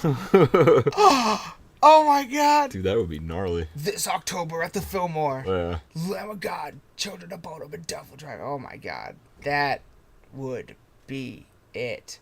Oh, and have Hatebreed open for him. Holy shit. Holy shit. Dude, that place wouldn't be standing Woo! after that. I wouldn't be. That's for goddamn sure. Yeah. Oh my God. Oh my God. That would be just an incredible. No show like that. Because that's the thing. That's the weird thing is it's like, for some reason, like, unless it's a festival, bands that normally headline, like, won't open. Don't make it a fucking headliner. Have everybody play a full set. Yeah. Every band, 1 hour. I'd pay for that. Oh my God. Absolutely. I'd pay double. Yeah. Oh, shit. Yeah, I would. I want to see that. Absolutely. That would be incredible. That's a dream. Close. I've gotten close. I've seen. I was actually Oh, I wonder if it was that show. Because I was rearranging my tickets last night, and I found a ticket. Sadly, it's not a real one. It's a printed one. But for a show that never happened. It got canceled. Nope, it wasn't that one. That's the show that got canceled because Randy got arrested. Randy Blythe, the Lamb of God show. Oh, yeah. The Lamb of God and Death Clock. Yeah, and Gojira too. And I saw that. I was like, wait a minute. I've never seen Death Clock. Dude, I was so bummed about that. I remember when that happened. But that was going to be such a, like... The closest I've gotten... Yeah, that was going to be a good show. Ugh. The closest I've gotten is Children of Bodom opening for Lamb of God at the Fillmore. And I was very lucky to see that because that was the tour the second time Alexi broke his arm on the bus. And he played for Detroit in a sling. And I'm not even fucking kidding you, Aaron. He still whipped the fucking guitar around his body in a goddamn sling. And then the next show, the Children of Bodom had to drop off the tour. Damn. So, what are the odds of that? We were the last one. Yeah. And that was a fucking crazy show. It was Children of Bodom, Municipal Waste, Lamb of God, and maybe All That Remains, or no, As I Lay Dying. The one with the lead singer that kills people. Tim Lambesis. I've seen him live. Dude, okay, so, and that actually is kind of a crazy, like, weird segue. Because I was going to ask you, like, what the craziest, like, show experience you've ever been a part of. Jesus. Because one of mine was actually at, because it was As I Lay Dying, it was their headliner, and this is way back, but it was them at Winds of Plague. I should have been at that show. I was supposed to be there. After the Burial. Oh my God. And Siren the Escape, I want to say. But where was it, Aaron? I was at the Loft. The Loft. It was sold out. Lansing. Yeah. A place that's not even bigger than this basement. Yeah. Like, this is the smallest. This is a place where only local bands play, and they brought that tour here. Oh my God. This is like a couple years back. Ooh, it was a while ago. Oh yeah, it was a long while ago. But well, first of all, it was my first time seeing them, and it was killer. They're like, as far as like, you know, from like studio albums to live, as far as like that translates over, they were like a really solid live band. But before that, so after the Burial's on, right? Mm-hmm. I'm standing there watching or whatever, and you know, as you know, the natural order of things goes, you know, pits break out and stuff, and I was kind of like in the center, and I was like, all right, sure, you know, whatever, I'll throw it on with this. I'm kind of excited about this. Sold out.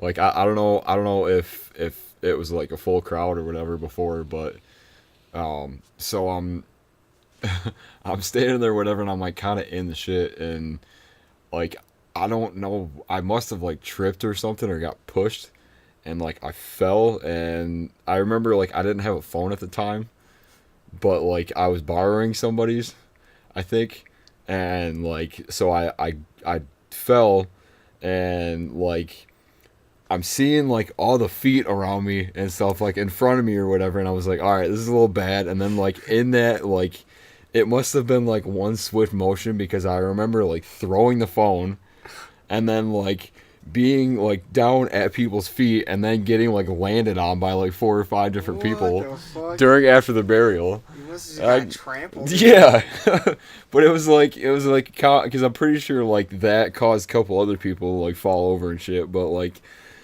I got up and like I remember being like, holy shit.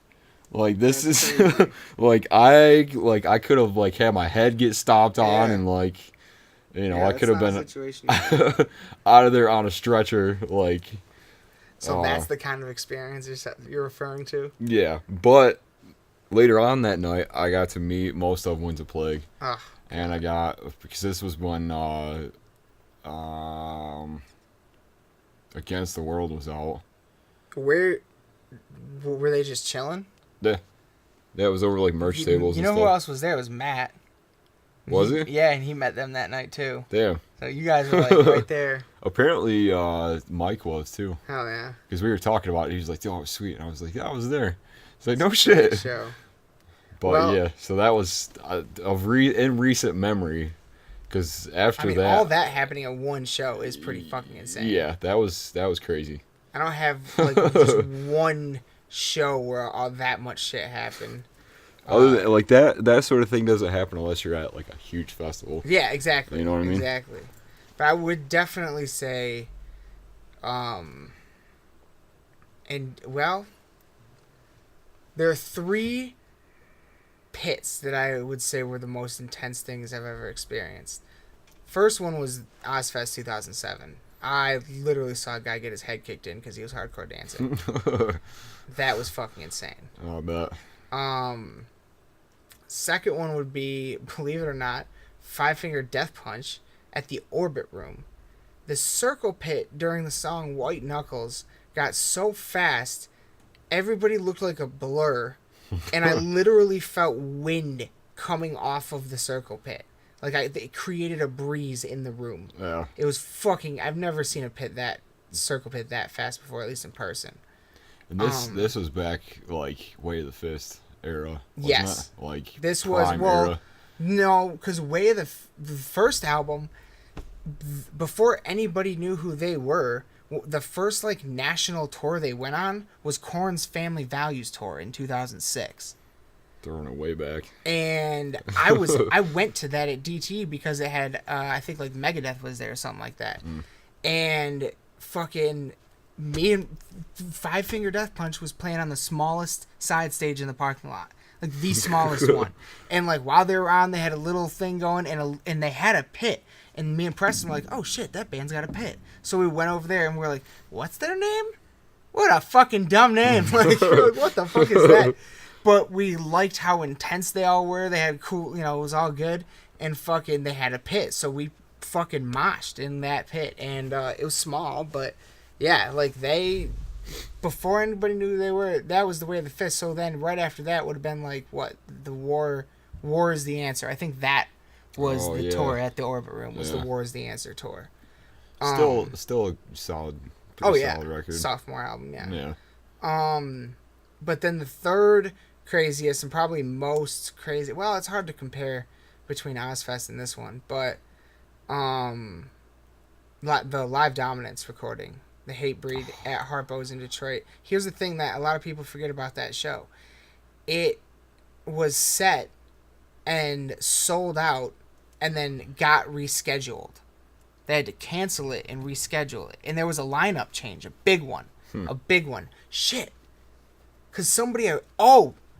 I think 3 Inches of Blood was originally supposed to be on it or something, and it ended up being, like, God Forbid or something. I don't know. There was a band I wanted to see that wasn't playing that show anymore. And that's part of the reason why they had to reschedule. But when they rescheduled, they sold more tickets. So it was an overcapacity show. And damn. I was in a group that had 2 carloads of people. Sedans, so five people car, we had 10 people with us. I think Preston and I were the only 2 people that left that show either not injured or with the shirt we came with. People were losing shirts. It was insane. Where was this at? Harpo's. Harpo's? Okay. And like one of us like sprained his ankle. Somebody else almost had an asthma attack. Like, straight up injuries. Jesus. Fucking... I specifically remember walking out of that place, and that's one of the ones where, like, it wasn't a little. Like, I had a lot of steam coming off of my body. Like, literally looked like I was just on fire. Like, oh my god. That show was so fucking intense. Aren't you on that DVD? Oh, somewhere? Yeah. The camera zooms in on me a couple times. That's something I've Even never... during Destroy Everything, which makes me real happy. Yeah. But... That's something I've never... Well, I don't know. Like, even from... More so from, like, Mayhem Fest and stuff, but, like, I've never been... At a live recording? Yeah. And, like, other than... I mean, as Mayhem Fest, too, but Born of Osiris did it. They filmed a video at Mayhem, but I wasn't a part of that. Well, I was there, but, like, they didn't... Like, I wasn't in the video or anything like that. I think there's another one. I know there's one I was at the Fillmore, but I don't remember who the hell it was. Huh. Because they have these, like, big arms with cameras on them that float above the crowd, and I remember those arms at the Fillmore, but I don't remember who for. But yeah, that live Dominant show was insane. Especially at Harpo's, too. Oh my god. Back when it was... Oh man. That one was a crazy one. Yeah. Haper puts on a hell of a show, man. They know how to get you going. They really do. Yeah, that was an epic show. I've been listening to them quite a bit recently, too. Hell yeah. Their newest one surprised me. Hell yeah. Quite a bit. I heard the one... Oh, no, I have heard a bunch of it. Not all of it, but a bunch of it, and it was pretty good. I like that one song. The finger on the trigger or something. Oh, yeah. I'm here to fucking bullet. Staring down the barrel of today or something like that. Yeah, I don't know the name of it, but yeah, they played it live and it was dope. And it comes on at work. Yeah. That was definitely... Now, in terms of, like, other kinds of experiences, like, definitely, like, meeting someone at, like, a merch booth, the craziest one was definitely fucking Children of Bodom. But I did one time get backstage at the Orbit Room and met Five Finger Death Punch and Shadows Fall. Oh, that's cool. Yeah, Shadows Fall guy's cool as fuck. He was, like, skateboarding.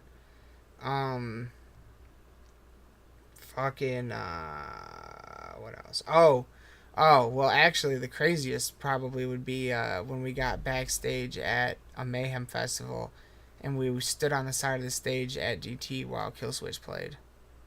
What? What was that? Fuck.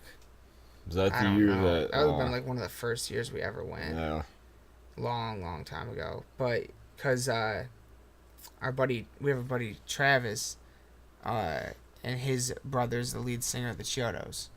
And somehow or another, he got us backstage passes back there, and we got to walk around for a bit. We saw...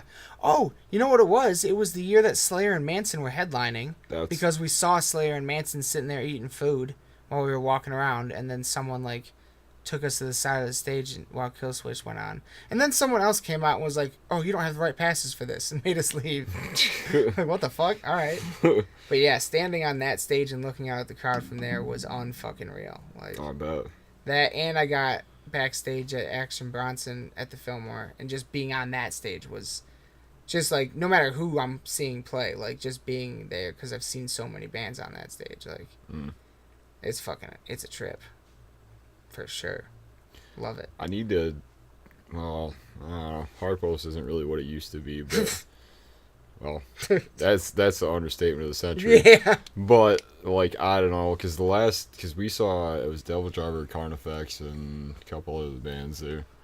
But, like, I didn't really feel like I got the full, like, extent of what that place is capable of. But I don't know if I ever will anymore. They don't have the shows there anymore, you know what I mean? Like, they don't even give us the opportunity. Yeah. Yeah, and it's like, there's been a lot of news about it in the past few years. Like, it keeps, like, almost getting refinished and then not happening, and then are they closed, are they not closed, like, all kinds of shit, so.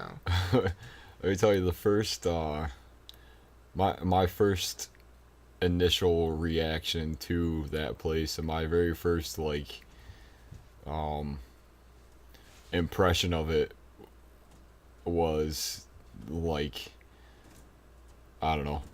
I was pretty unsure of things when we were at the ticket window, and not only is it behind glass and like fencing and shit, but the ticket. I don't know if you remember this. The ticket wasn't even a ticket. It was a fucking like something that they hand out on a carnival. Like a raffle ticket? Yeah. Yeah. No, I have it. It's in Yeah. my ticket book. I was like, what is this? Yeah. Like, this is... Like, That was for I Devil wanted- Driver. Yeah. I was like, I wanted a ticket stub or something. You just hand me, like, what is... Literally like a little fucking raffle ticket. Yeah, I was like, oh boy, this is... Trade this for a toy. This is it, huh? Yeah. This is the famous No, I mean, venue. I definitely have like real tickets that say Harpo's on it. Yeah. But yeah, that was fucking weird. I remember that. It's So like, what the fuck? all right. Yeah, I wish they'd have something big again, because Well, even if they do, it, I don't know, it just seems like it's just kind of lackluster. Like, they don't really have the pull that they used to. well, I mean, if they just get a big enough tour to come through, you know. Yeah. But Must... I mean, I saw a lot of bands there. Yeah. I've seen a lot of bands there, because there used to be like tours with like 10 national acts on it, and they would go to there. You know what I mean? Yeah. I mean, from what I remember, it is a pretty sweet venue. Well, it's a major shithole, but Yeah.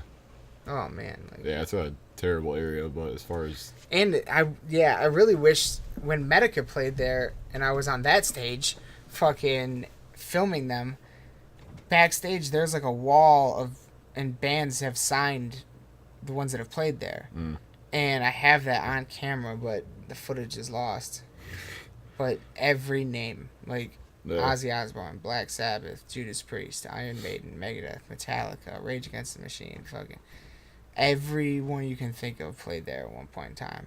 So that was like one of the bigger spots at one time. Oh yeah, long time ago it was for this kind of music for sure. Yeah, can you imagine Iron Maiden at fucking Playing there, Harpo's? dude. Oh my god, are you? Oh. See, like, I think AC/DC was even on the list. wow. Like everyone. I just like the whole setup of it's just kind of weird to me. It's so you never go to a place like that. Yeah. That's the only one like that. Like The stage is 30 feet off the ground. yeah, Like literally above you. it's eye not level. 30, but Yeah, it's I'm pretty sure it's like a 15 to 20 foot stage, yeah, and you are on the ground below it, like yeah. all the way down. I was like, it was just weird. I don't Very know. weird.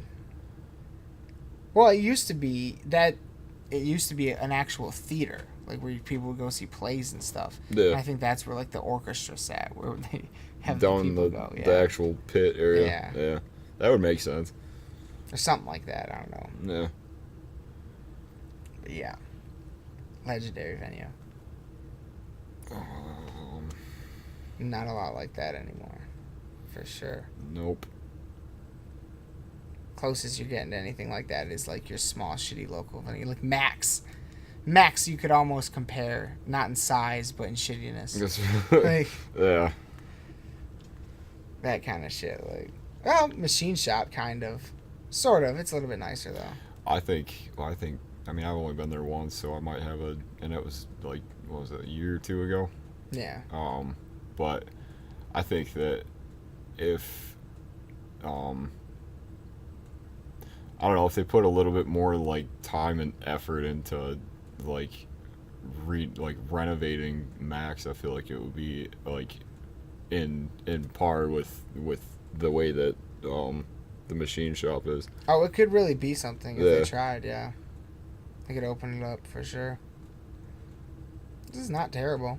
And No, the it's sound has not. gotten a lot better over the years. Yeah. I've seen a lot of really cool shows there too. Yeah. I remember back in the day, though, the sound was like you couldn't hear. If it was a metal band, you couldn't hear anything. Like, it was Yeah. all just noise. But when you guys played there last, it sounded fantastic. I was like, holy shit, they fixed it. Yeah. Yeah, we always seem to have. I mean, even if like turnout and stuff's not great, like you know the sound and everything, and like just the way that where it goes. Yeah. Yeah. It's awesome. Well, fuck. You want to wrap this one up? Yeah. Pretty deep. Yeah. I mean, I got some more, but we can. Well, what? Hold off. What? It's more just I don't know, just like. I wanna know.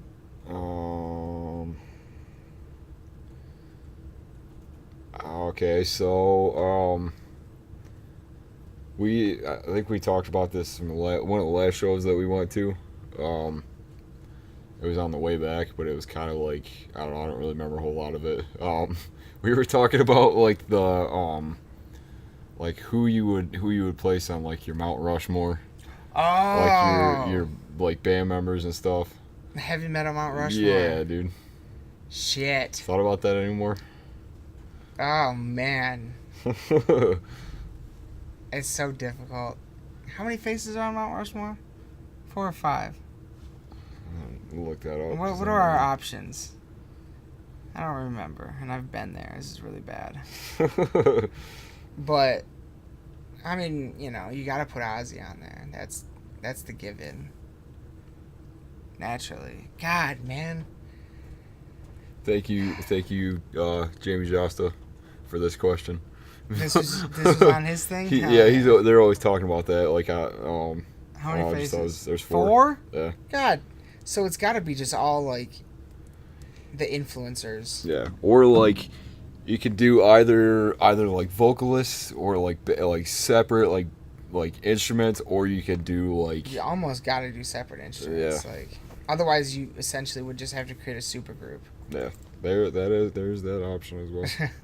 But that's quite a lengthy. I mean, we're talking vocalists. I'm putting Ozzy on there. I'm putting Bruce Dickinson on there. I'd say probably. Probably Dio. Bon Scott.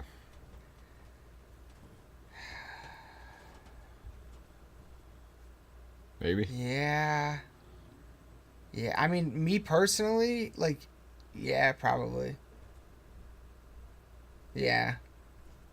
I can't think of anyone besides them that probably had, like, a bigger influence on me personally. Yeah. Like, as in terms of, like, the roots. Mm. You know what I mean? Laying down the roots and shit. I mean, that's pretty solid 4. What about guitarists? Oh, man. Randy Rhoads. Yeah. He's the given for me. I love Randy Rhoads so much. I'd put Hendrix up there. Yeah. Cause are we doing strictly metal though? 'Cause he's not metal. Guess it don't matter. Like, I mean, that kind of changes things a little bit, but okay. All right. So if we're sticking with just metal, I guess.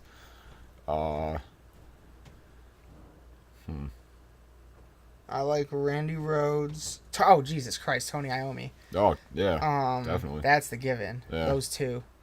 Oh, wait, who? Oh, no. He was a bassist.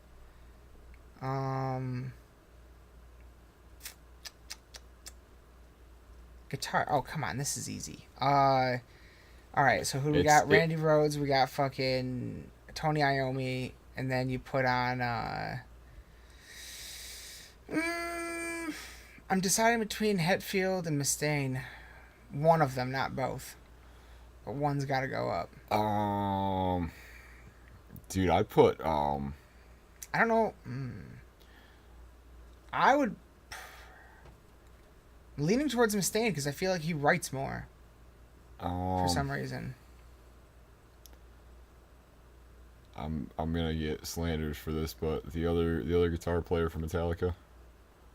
I think he was a bassist. Cliff Burton, the one that died. He was a bassist, but God, why can't I think of his? Cliff Burton, wasn't it? Well, he was their bass player, but they have a guitarist. They have another guitar player, and I'm like, that's in the band now. Yeah. Oh, he's been in the band since the start of Kirk. it. Yeah, Kirk Hammett. I'd put him up there before Hetfield or Mustaine. Yeah. Wow. Yeah, he probably does most of the writing. Plus, I'm just more a fan of his style anyway. Well, Yeah. But that's kind of biased. God, this is hard. Yeah, probably Kurt. You're right, because like those early Metallica albums, like Master of Puppets and Ride the Lightning, influenced me hard. Even like Kill 'Em All. Yeah. Oh God, yeah. Seek and Destroy. Mm-hmm. Oh. Fucking. Damn. But who would the fourth spot go to? That's the question. Oh nope, it's not a question. Angus Young. Yeah. We're talking about influential. Yeah. Angus Young. Definitely. Yeah. One of my all-time favorites, definitely. See, I wouldn't be able to do this with drummers. I just don't know enough.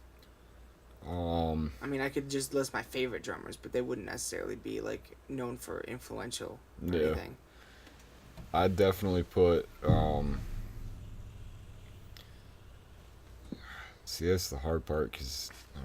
See, on the bass one, you got Cliff Burton and Steve Murray, off the rip. Mm-hmm. That's easy. Steve Murray is awesome.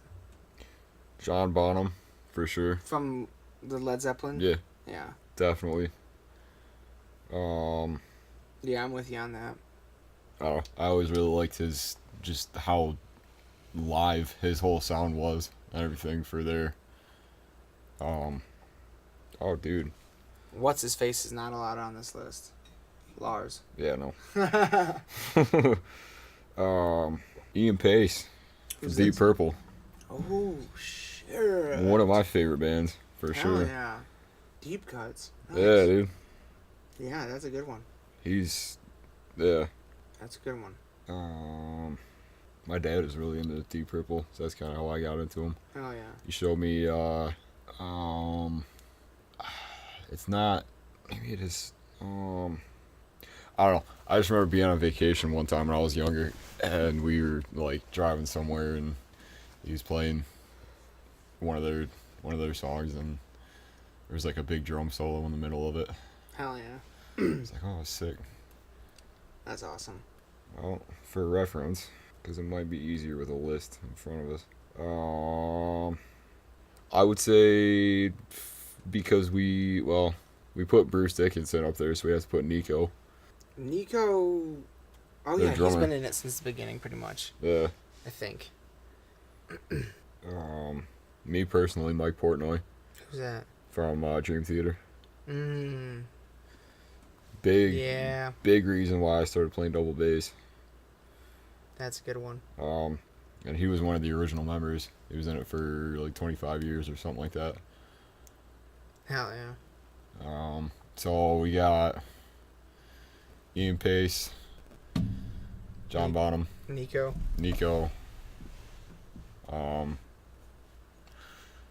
See, I don't know if I would put Portnoy up as the fourth, because I feel like there's somebody else that would, like, even before him. Geezer Butler? Yeah. Or is it Bill Ward? I always get them confused. Bill Ward was with Sabbath. Yeah, so is Geezer Butler. Yeah. One's a drummer and one's like a bassist or something, though. I think. I think they're. God, I should know this. Right. I just forget sometimes. He's bassist. Okay. He's the bassist. Wasn't really on my personal, but I mean, it's influential, definitely. Keith Moon. Who's this? From The Who. Oh, fuck yeah. Yeah. Oh, fuck yeah. That's a really good one. So And if we're going there, then Homeboy from Rush. Oh, yeah. Neil Peart. Isn't he the lead singer? No. I should slap you across the face right now. Well, what's the lead singer's Neil name? Peart's a drummer. What's the lead singer's name? I get them confused, too. Oh, dude, I can see his face. I know. Me I too. can see his. That's what's driving me crazy. Oh my god. Yeah, you're right. Maybe, Obviously, maybe we should cut it because this is going terribly. We are fucking up hard. Oh my god. Can't remember anybody. As soon as you ask, all of it sucks out of the brain. Yeah. Who would you put on the Mount Rushmore? Well, maybe we should pick up with this on the next one. Geddy Lee. God damn it. God damn it. There we go. There we go. Geddy Lee. There we go. It's just Neil Peart is just the name I associate with that With band, Rush? so I just think Yeah. it's the fucking Yeah. I thought you were saying he was the bassist and the singer. I was like, Here's a good tie-in. One of my no. all right. So one at of least my one of my all-time favorite fucking episodes of Trailer Park Boys featured Alex fucking Lifeson. Oh yeah, The I forgot. guitarist. Yeah, I forgot he was on the Oh episode. man, one of the funniest ones. I Was just the- borrowed him. Yeah. You don't borrow You people, don't- Ricky. It's called kidnapping. I just borrowed him for a second. Here, play a fucking song. Holy fuck, boys! Oh my god, that's one of the best episodes. I like that one a lot. Yeah, Especially at the end when fucking that literally the last scene when Bubbles and Alex Lifeson are playing a song together. It's like my favorite Rush song too. It's fucking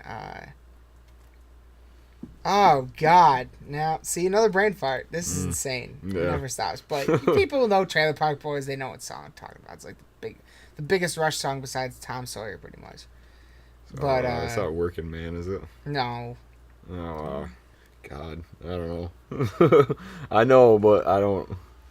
I'm singing it in my head right now. I just can't get to the chorus to remember it. Ah, it's gone. It's gone. Great episode. Yeah. Good tie-in. Drummers and Alex. All right, I'm good with picking it up on the next one if you want Calling it? to. Yeah. Yeah, we're like 2 hours. We'll call this one. All right, Make a people. fool of myself. Next not time- remembering influential drummers. Let's Jesus. see. Next time, at the very least, we know for a fact we'll probably have a fucking Michigan Metal Fest announcement, I hope. Yeah. So maybe we should hold off on doing this until there is an announcement. Yeah. But it'll be about a week, because I'm not going to post this till tomorrow. So it'll be No. about a week. Yeah. Yeah. Yeah. More to come. Big things on the way. We'll have surprises for you in the future. Hopefully some. Because eventually, and I know we talked about it, but I'd like to go a little more in depth with the album. Definitely. I'll talk to you about that a little bit once we kind of wrap up. Yeah. Just some ideas and stuff. Maybe but yeah, we can get some other perspectives. hopefully. It's a possibility for sure. Hell yeah. So- All right. We're calling it. Peace. Till next time.